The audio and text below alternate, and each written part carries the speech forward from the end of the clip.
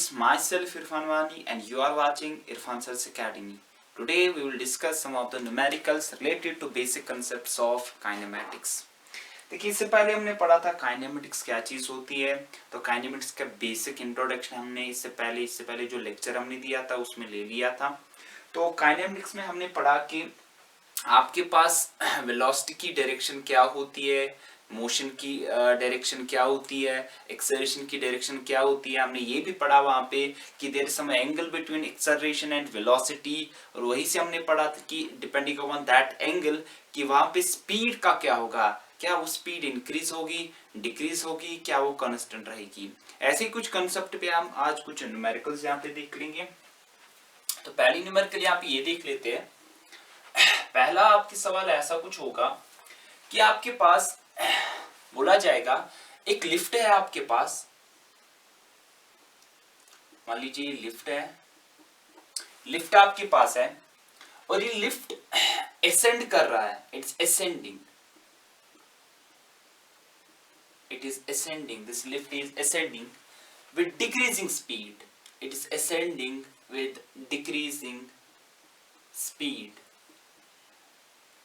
Lift ऊपर जा रहा है लेकिन स्पीड इसकी क्या हो रही है, कम होती जा रही है। ठीक है, तो क्वेश्चन आपसे ये पूछा जा रहा है, बता दीजिए वेलोसिटी की जी डायरेक्शन वो क्या होगी, एक्सेलरेशन की डायरेक्शन वो क्या होगी, net force on a body किस डायरेक्शन में अप्लाई होगा, उसी पे आप यहाँ पे एक्सेलरेशन का जिक्र कर सकते हो।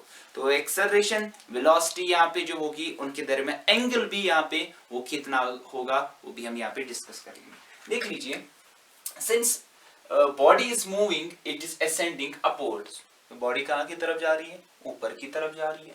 अगर बॉडी ऊपर की तरफ जा रही है तो इसकी मोशन ऊपर से, तो हम कहेंगे इसकी जो मोशन होगी, बॉडी की जो मोशन होगी, motion it will B upwards. ठीक है, ठीक है सर, सही है। नेक्स्ट, इसके बाद हमें देखना है वेलोसिटी। हमने डिस्कस किया था जहां से बॉडी की मोशन होती है वहीं से वेलोसिटी की भी डायरेक्शन होती है। तो यहाँ पे हम कह लेंगे कि वेलोसिटी की जो डायरेक्शन है, velocity it will be also upwards. Next thing we have to discuss here acceleration. हमने पढ़ा कि एक्सेलरेशन वहां से एक्ट करती है जहां से बॉडी पे नेट फोर्स एक्ट होता है। देखिए, अगर कोई लिफ्ट है आपके, इसका कुछ मास होगा, नीचे से इस पे एक फोर्स आएगा, that's weight of the body, that's W is equal to mg, weight of the body, force act होगा।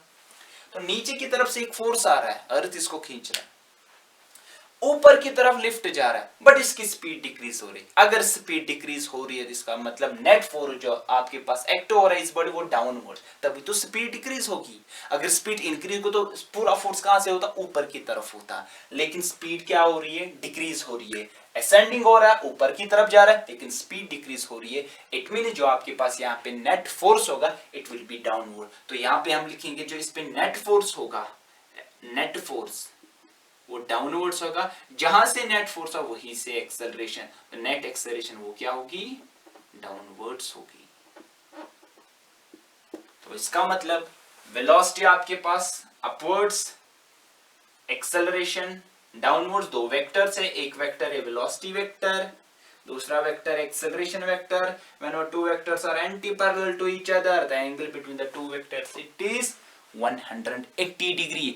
180 मींस जिस एंगल आपने पढ़ा, अगर थीटा होगा लेस और equal to 180 degree, greater than 90 degree, sir वो एंगल कौन सा, सर ऑब्ट्यूज।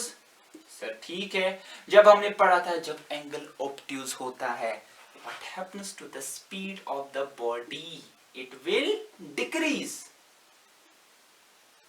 वही तो हो रहा है यहाँ पे, यहाँ पर बॉडी की स्पीड क्या हो रही है, डिक्रीज हो रही है। तो आप यहाँ पे इसको कंट्राडिक्टिव, नॉट कंट्राडिक्ट, आप कन्वर्स इसका कह सकते हो यहाँ पे कि आपके पास अगर बॉडी की स्पीड डिक्रीज हो रही है, ये तब हो सकता है जब आपके पास वेलोसिटी और एक्सेलरेशन का जो एंगल होगा नॉट 180 डिग्री बट ऑब्ट्यूज होगा। But in this case very easy, these two vectors are opposite to each other, they are anti-parallel to each other, angle between them is 180 degree। ठीक है, is it clear?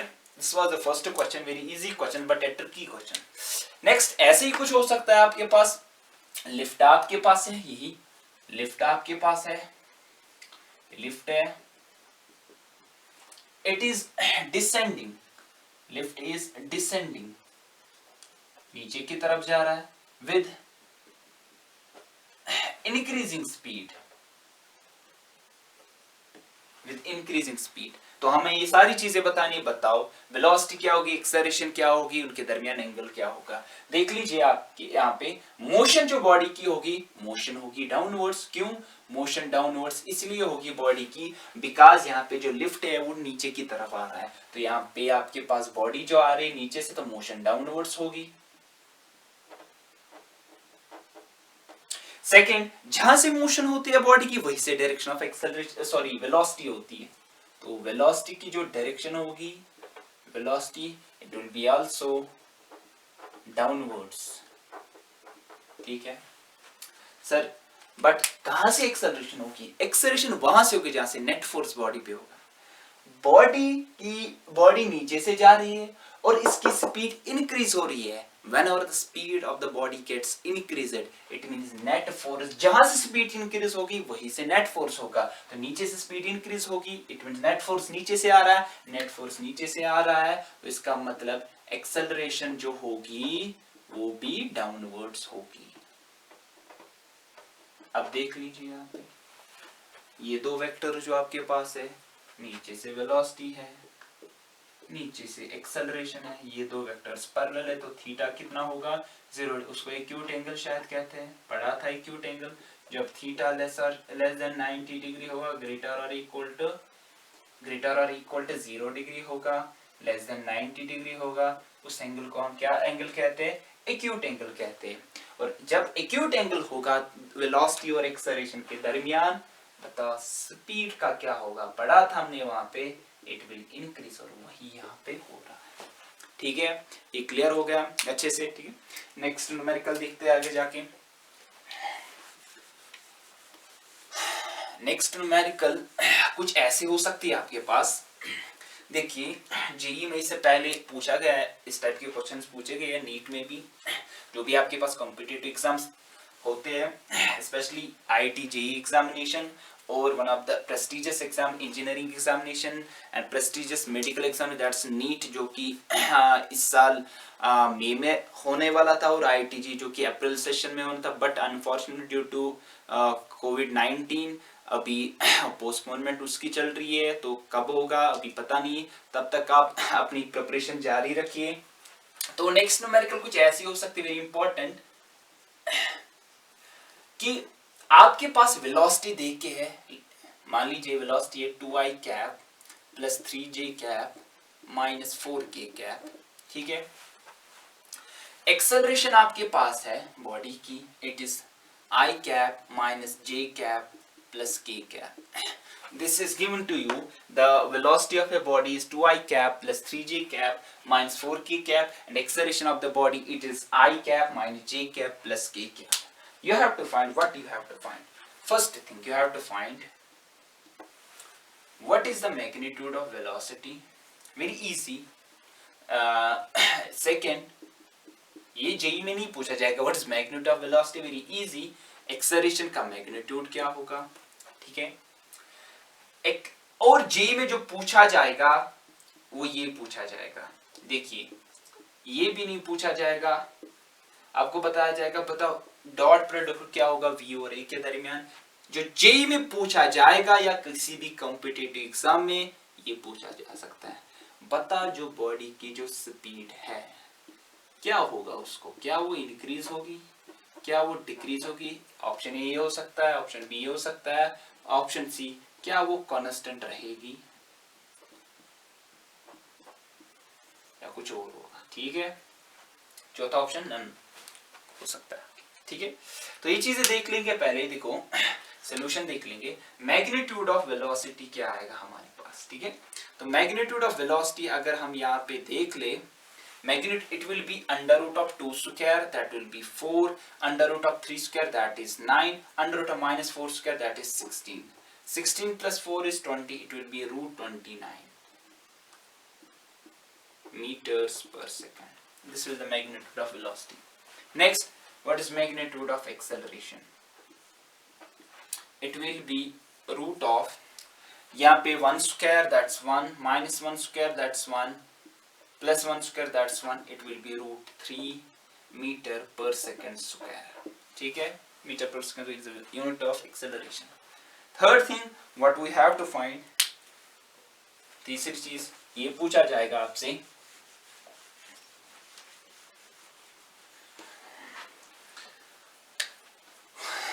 बता दीजिए आप कि v dot A क्या होगा, dot product दो चीजों का क्या होगा।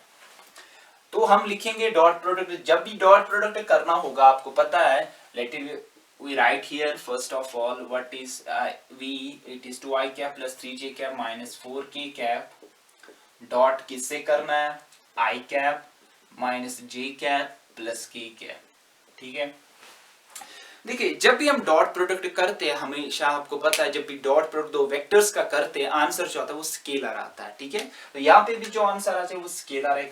How we do the dot product, अपने अपने कंपोनेंट जो भी यहाँ पे आपके पास चाहे आई अलोंग एक्स एक्सिस जो कंपोनेंट, वाई एक्सिस और जेड एक्सिस जो कंपोनेंट है, आई कंपोनेंट, जे कंपोनेंट, के कंपोनेंट, उन तीनों को आपस में मल्टीप्लाई करते हैं, ठीक है। तो 2 into 1 is 2, 3 into -1 is -3, -4 into +1 is -4. I dot I is 1, I dot j is 0, I dot k is 0, j dot j is 1, j dot I, j dot k it is 0, k dot k is 1, k dot I, k dot j is 0। तो दो unit में, because आपको पता है a dot b it is equal to, अगर हम यहाँ पे लिख लेंगे आपको a dot b it's equal to magnitude of a magnitude of b into cos of the angle between the two। I और I आपस में पैरेलल है, cos 0 is 1, ठीक है।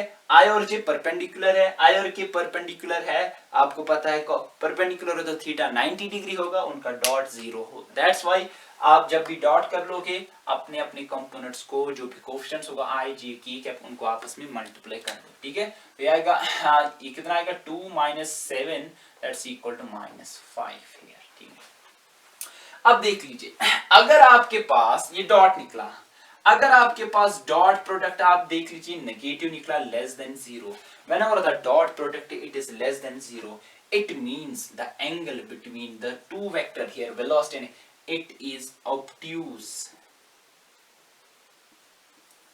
it is obtuse। and if the angle between velocity and acceleration it is obtuse, what happens to the magnitude of velocity, that speed, in instantaneous speed, it will decrease।